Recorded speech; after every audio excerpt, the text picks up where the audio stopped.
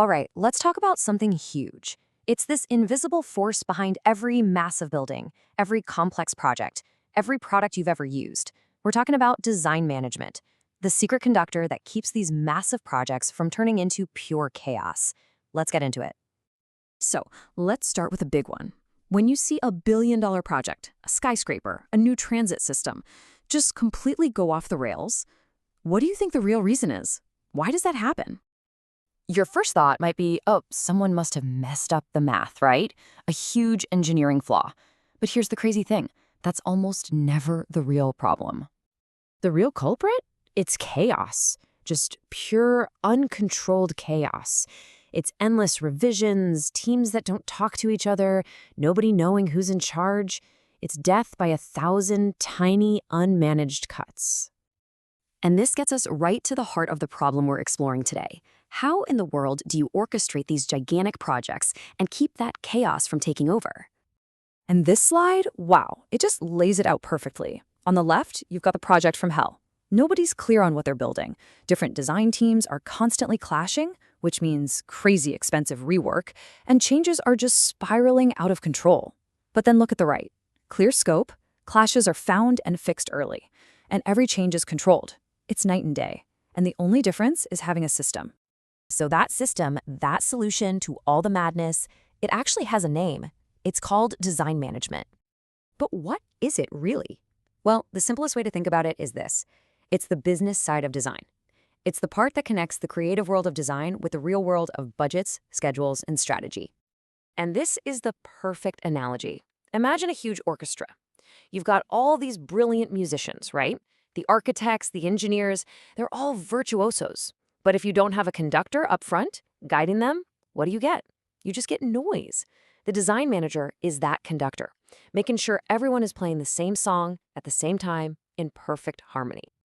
Now, for a more formal take, here's a great definition from a pioneer in the field, Peter Gorb. All it's really saying is that design management is about taking all that incredible creative talent and pointing it, like a laser, right at the company's goals. It's not just about making something cool, it's about making something that works for the business. Okay, so we know what it is, but how does this conductor actually pull it off? How do they bring order to that potential chaos? Well, it all comes down to a framework built for one thing and one thing only, clarity. And I really want to double down on this. The end game here isn't just about managing a schedule. It is to create absolute, undeniable clarity for every single person on the team. Who is responsible for what?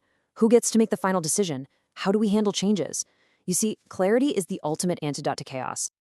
And this table is a fantastic example of that clarity in action. Just look at how the lanes are defined.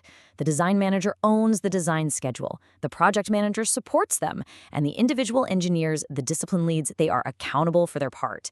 This isn't about stepping on toes. It's a partnership where everyone knows exactly what their job is. And that's how you stop things from falling through the cracks. So, we have the framework for clarity.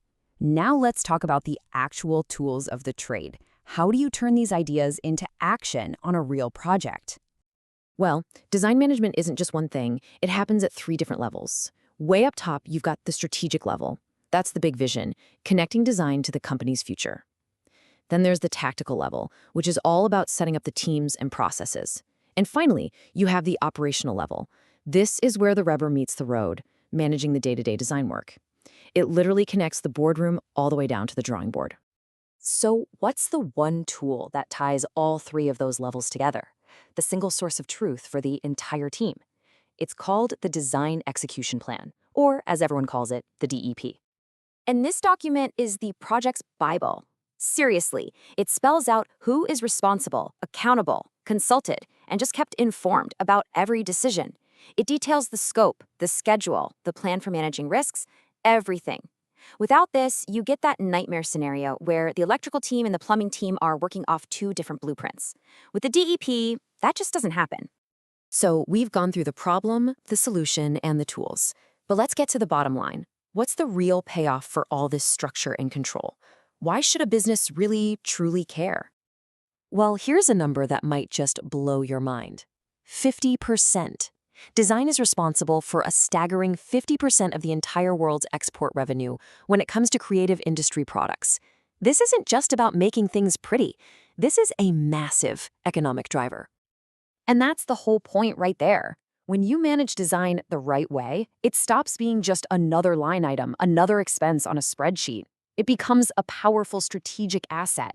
It's the engine that drives innovation, that improves quality, and that delivers real, measurable value to the business. It's the difference between chaos and having a serious competitive advantage. So I'll leave you with this to chew on. Doesn't matter if you're building a software app or an actual skyscraper. Think about your own projects, your own teams. Where's the chaos, and where could you really use a conductor?